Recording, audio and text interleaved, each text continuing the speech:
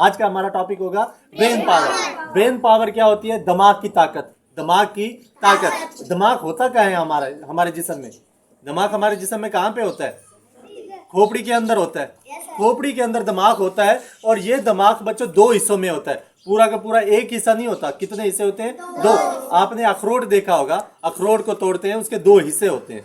बिल्कुल इसी तरह से हमारी खोपड़ी के अंदर दिमाग हिस्सा ना दो हिस्सों में मौजूद है। जो दिमाग का दायां हिस्सा है वो हमारे जिस्म के बाएं हिस्से को कंट्रोल करता है और जो दिमाग का बायां हिस्सा है वो जिस्म के दाएं हिस्से को कंट्रोल करता है। ये समझ में आ गया?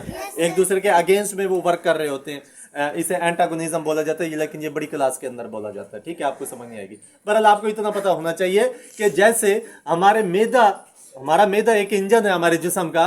उस मैदे के अंदर जो जो चीज आप डालते हो खाने पीने की, अगर वो अच्छी चीज होती है तो आपका जिस्म बिल्कुल सही काम करता रहता है।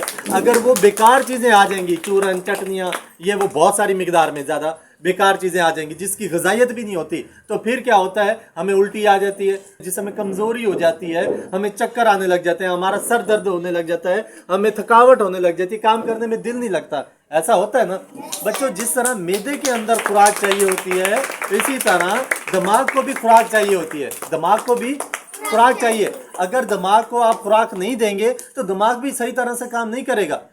ये मोटरसाइकिल होता है, कार होती है, इसमें आप पेट्रोल डालते हो ना? पेट्रोल डालते हैं तो मोटरसाइकिल चलता है। पेट्रोल कम हो जाए तो उसकी रफ्तार ज़रा कम हो जाती है और पेट्रोल ख़त्म हो जाए तो मोटरसाइकिल नहीं चलता। इसी तरह दिमाग को जब जो उसको चाहिए होता है वो चीज़ जब उसको नहीं मिलेगी तो दिमाग भी ऐसा ऐसा अपना काम कम करना शुरू कर देता है। कहाँ? यानी कि दिमाग को जो काम करना चाहिए वो सही अंदाज में वो काम नहीं कर पाता। ये बातें समझ में आ रही हैं? अब मसला ये है, हमें यही नहीं पता कि दिमाग को चाहिए क्या। हमें ज़्यादातर बच्चों को ये भी नहीं पता होता कि हमारे दिमाग को क्या चाहिए। अगर पता हो तो वो चीज़ उठा के आप दिमाग को दो ना।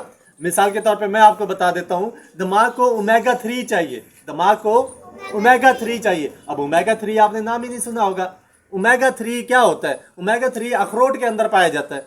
ओमेगा 3 बादाम के अंदर पाया जाता है, जिसमें ऑयल टाइप चीज़ें होती हैं उनके अंदर ये चीज़ें पाई जाती हैं। जो ड्राई फ्रूट आप खाते हो, ड्राई फ्रूट खाते हो ना बच्चों, काजू वगैरह खाते हो, अखरोट आप खाते हैं, बादाम आप खाते हैं, इसके अंदर जो चीज़ें मौजूद होती हैं वो दिमाग के लिए बहुत ज़रूरी होती हैं। दिमाग उससे तेज़ होता है। समझ में आएगी बात?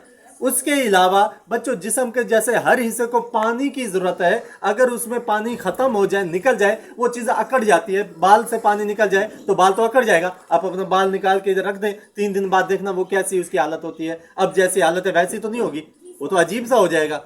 इसी तरह नाखून काट के रख के देख लो, अजीब सा हो जाएगा। जिस्म का कोई एक हिस्सा कट जाए, वो कटा हुआ पड़ा रहे 2-3 दिन के बाद, जैसे मुर्दा होता है, मुर्दा मरने के बाद क्या हो जाता है? सख्त हो जाता है, अकड़ जाता है। अब बच्चों होता है क्या है कि हमारे जिस्म के जैसे हर हिस्से को पानी की जरूरत है, दिमाग को भी पानी की जरूरत है। दिमाग को भी और सर्दियों के अंदर बच्चे पानी पीना कम कर देते हैं। क्यों? क्योंकि उन्हें प्यास नहीं लगती। बच्चों प्यास नहीं लग रही, लेकिन जिस्म को तो जरूरत है ना। जिस्म के हर हिस्से को पानी तो पहुंचाना है।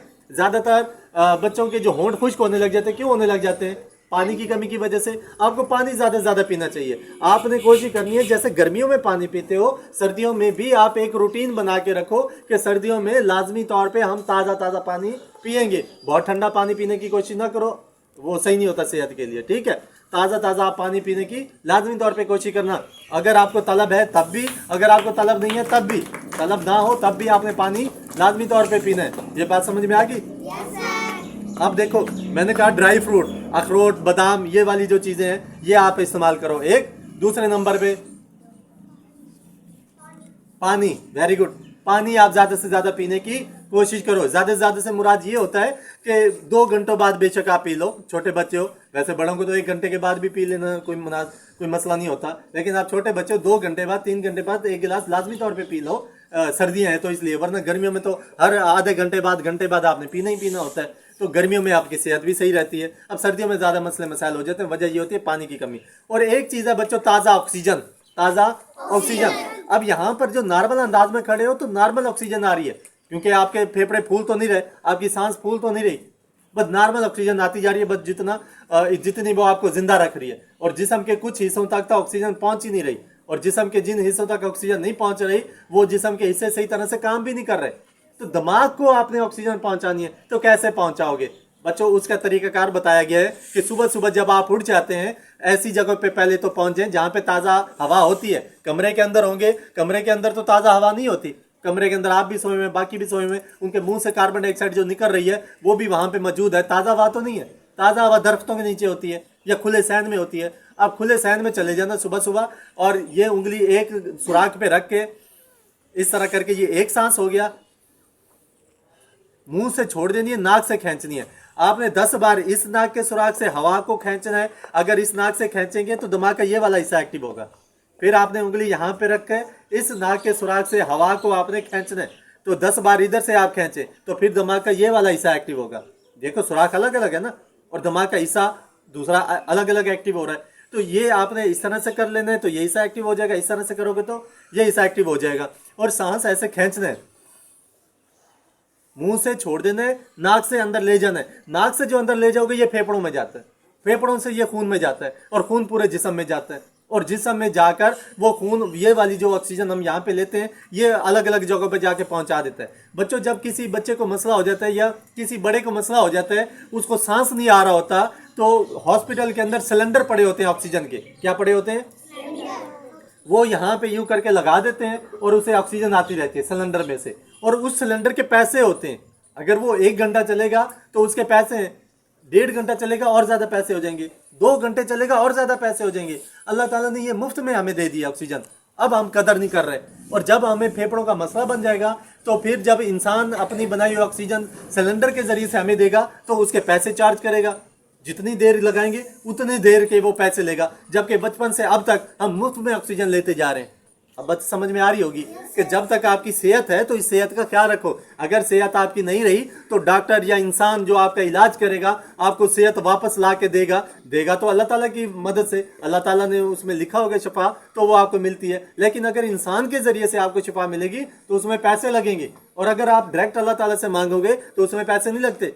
और वो कैसे मिलेगी? जब आप सेहतमंद हैं तो उस वक्त में सेहत की कदर करें, जो चीज़ जैसी है उसको मुनासिब रखो। अब जैसे दिमाग है, दिमाग आप उल्टी सीधे जंप वगैरह मारते हो, बात कर बच्चे मारते हैं ना, उलटबाजियां वगैरह भी करते हैं, जो ज़रा मजबूत हो जाते हैं उनमें तो चलो ठीक है, उसमें मजबूती भी आ जाती है, वो दिमाग ज़रा कंट्रोल में रहता है। अब छोटे छोटे बच्चे होकर आप कलाबाजियां खाओ, मूवी में देख के, ड्रामे में देख के कि फलां हीरो तो ऐसे कर लेता है, हम भी ऐसे कर लें, तो नाजुक सा दिमाग होता है। वो नाजुक दिमाग जब खोपड़ी के अंदर इधर उधर हिलेगा तो वो हो सकता है उसकी जो रगें हैं, नसें हैं, वो थोड़ी सी डैमेज हो जाए, वो थोड़े से नुकसान में आ जाए, मसला हो सकता है ना। और फिर चक्कर आने लग जाते हैं, बच्चे को चक्कर भी आते हैं, इसी वजह से आते हैं। तो आपने दिमाग को कंट्रोल में रखना है। दिमाग को क्या रखना है? कंट्रोल में।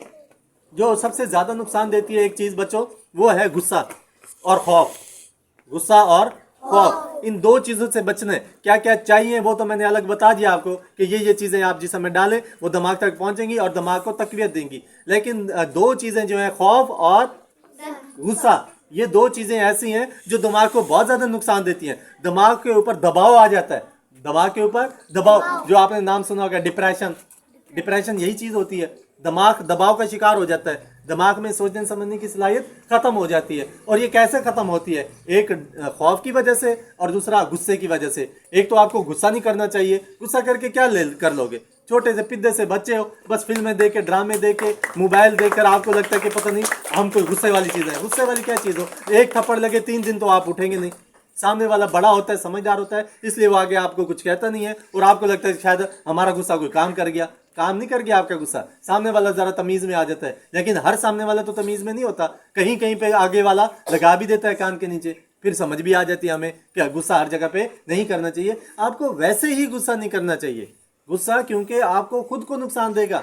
जैसे कोयला हाथ से उठाकर किसी को मारने की कोशिश करो, वो पत्नी आगे वाले को लगे या ना लगे, आगे वाला इधर उधर हट जाएगा तो नहीं लगेगा, या लग भी गया तो बस वो कोयला दूर से लगेगा तो ऐसा लगेगा। तो आपके हाथ तो काले हो गए, तो पहले तो आपको नुकसान लाजमी होगा, आगे वाले को हो या ना हो। तो जब आप गुस्सा करते हो, सामने वाले को फर्क पड़े या ना पड़े, आपको फर्क लाजमी पड़ेगा। आपके दिमाग की कैफियत डाउन होने लग जाएगी, आपका दिमाग तनाव का शिकार होने लग जाएगा, आपके अंदर डिप्रेशन आने लग जाएगा। आपने कोशिश ये करनी है, एक तो आपने गुस्सा नहीं करना, गुस्सा नहीं करना, अल्लाह ताला को भी पसंद नहीं है गुस्सा। ऐसे बगैर वजह के आप गुस्सा करते रहो तो वो तो अपना नुकसान ही करते जाओगे, आप अपना नुकसान करते जाओगे। और दूसरा खौफ, डर, कोशिश करें छोटी छोटी जो डर चीज़ों से आपको डराते हैं वो डर वाली चीज़ें, जैसे छिपकली होती है बच्चों, कितना डरते हो आप, बहुत ज़्यादा डरते हो ना।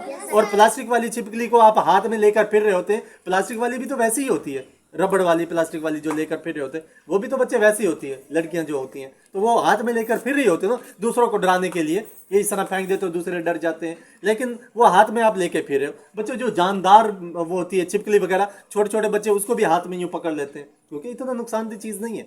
लेकिन डर जब दिमाग में बैठ जाए तो छोटी छोटी चीज़ें भी हमें डरा देती हैं। एक साया होता है वो हमें डरा देता है, एक आहट होती है, खटखड़ाहट होती है, वो भी हमें डरा देती है। छोटे छोटे ख्वाब जो होते हैं वो ख्वाब भी हमें डरा देते हैं। ये बात समझ आ गई? जहाज या हेलीकॉप्टर ऊपर से गुजरता है उसकी आवाज़ भी हमें डरा देती है ना।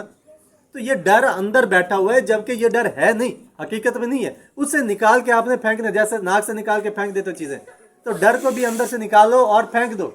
डर को जिस्म से अंदर से निकालो और फेंक दो। कोई अंधेरे से डर की जरूरत नहीं है आपको। अंधेरा क्या चीज़ है? बस रोशनी का उलट है। यहाँ पे खड़े हैं, रोशनी है, अब यहाँ पे रात हो जाएगी तो यहाँ पे क्या होगा? फिर भी यही कुछ होगा, यही पत्ते होंगे, यही जमीन होगी, यही हम होंगे, यही सब कुछ होगा। कुछ भी नहीं होता। ऐसे ही आप दिमाग में कुछ नहीं होता से याद आया, वो सुई से डर रहे थे, इंजेक्शन से डर रहे थे, और जब इंजेक्शन लग गया था उसके बाद नाच रहे थे, गा रहे थे, कुछ नहीं होता, कुछ नहीं होता, और होना ही कुछ नहीं था बच्चों। सिर्फ वो छोटी सी बारीक सी चीज तो थी, वो लग गई, उसके बाद आपका डर खत्म हो गया। अब पता तो चल गया आपको।